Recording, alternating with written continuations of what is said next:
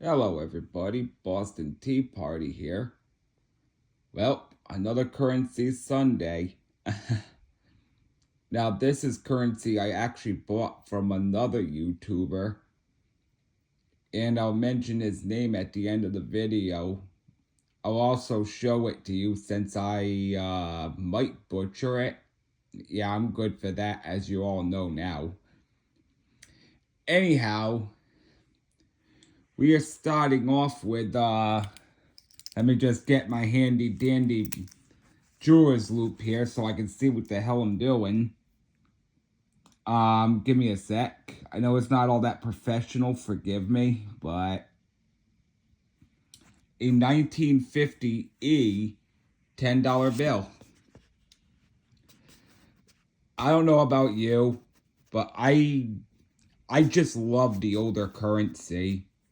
So much more detail in it. And the thing about this YouTuber is he is very transparent on what he's selling. So I knew when I bought from him, I had some confidence because I knew what I was getting. So, a few wrinkles here and there. Just such lovely detail in these older bills. Wrinkle up in the corner there, but down in the corner down there. But whatever. Looks like there might be a fold right here. But it's in very good shape, though, for its age. Yes, I know there's a thin border at the top. Ooh, that's a big error. He messed up. He just sold me $1 million note. No, he didn't. Remember, thin borders are not errors unless the ink's completely covering the border and the bottom part or whatever part of the note. Part of the next note is showing. But a thin border is not an error. And I actually spent $64 on 19 cents on this note. And according to my book, now I'm going to show you my book. I already went through it all.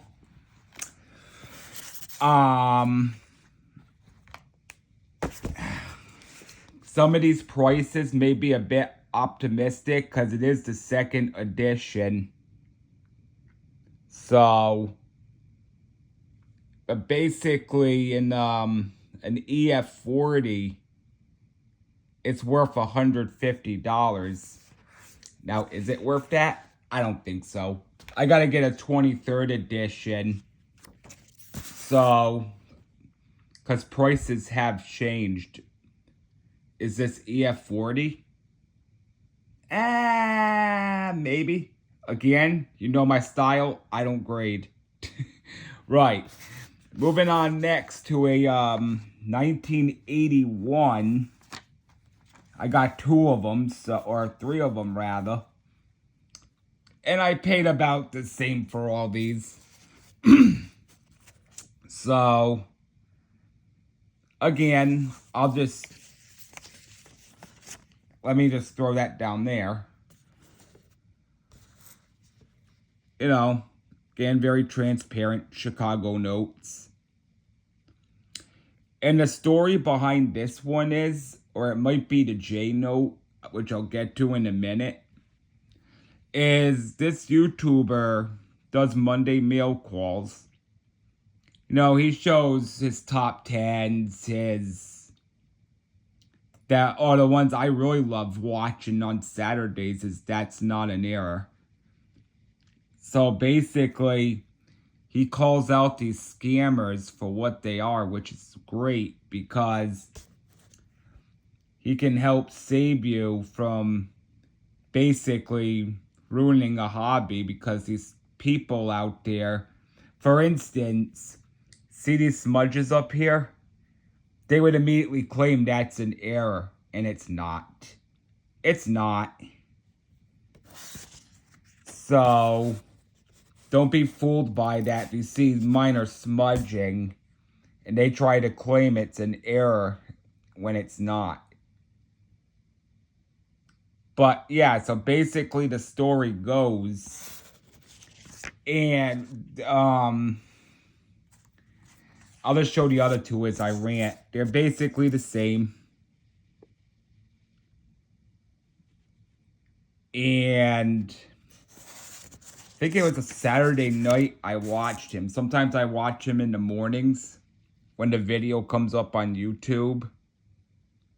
Other times I'll watch at night. Well, anyhow, the story goes,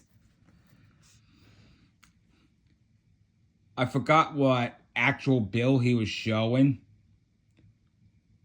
but this scammer told him that he was charging way more for his bills. And oh, that one has a folder right there too. That basically nobody will buy them, so who's the scammer? Well, I bought them. Was I scammed by them? No. Not at all. And I figured, his bills, to be fair, been on my radar for a while. So I was like, yeah, you know something? I'll buy them. I'll buy everything, or most of everything he's got.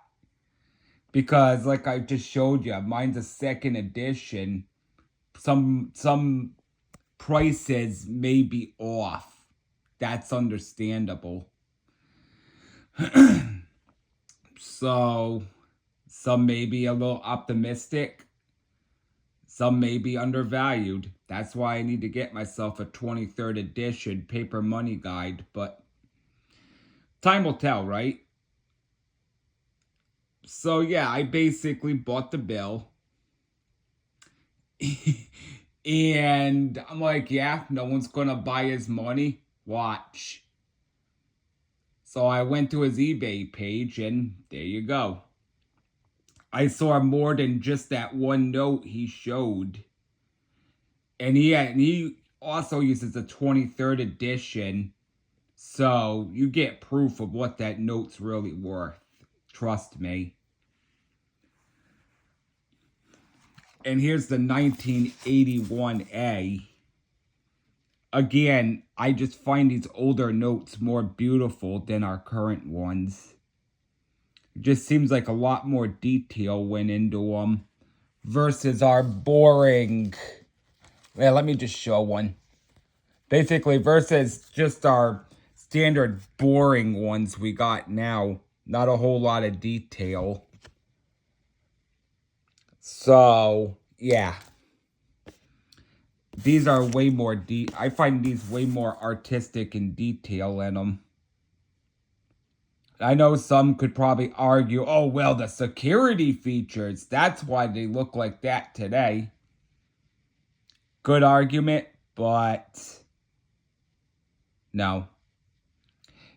Because 1996, I believe, I could be wrong, it's either 1993 or 1996, they started putting the steel strip in the money. I think it was the 20 and above. Again, could be wrong. But that's where they started putting USA 20 or whatever. Was 1996. And it was in this bill. So if they really wanted to, they still could put the watermark over here. It'll still show through the bill. And maybe a few other security features they could have added. But, oh well, I mean, what can you do, right? And of course, from the then I also bought from him. Yeah, bought from him a 1977 $100 bill. You know, it's been around. I paid about $160 for it. Funny thing, this book does not show Chicago for 1977. Kind of unfortunate. So I can't really throw a number out for this one, whether it went up in value, whether it's around what I paid for it. So I can't tell you. Now, none of that matters anyways, because, hey, still a cool piece to have in my collection. As you can see, it's been folded a few times. Got some wrinkles. She's a wrinkly gal. But yet, nonetheless, still awesome to have.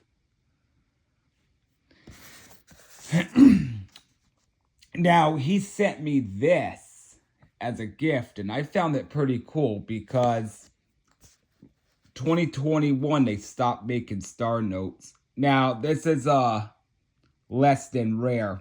Over 3 million, I believe, printed, so and don't worry, it's not it ain't a filled star either. But he also sent me a Where's George note, but I already got that back out in circulation, so yeah. Just some notes I bought from, I'll give his name here in a second. Let me just line the notes up, because you know how I try to do my thumbnails, if I can. Sometimes it doesn't prevail, which is unfortunate, but oh well.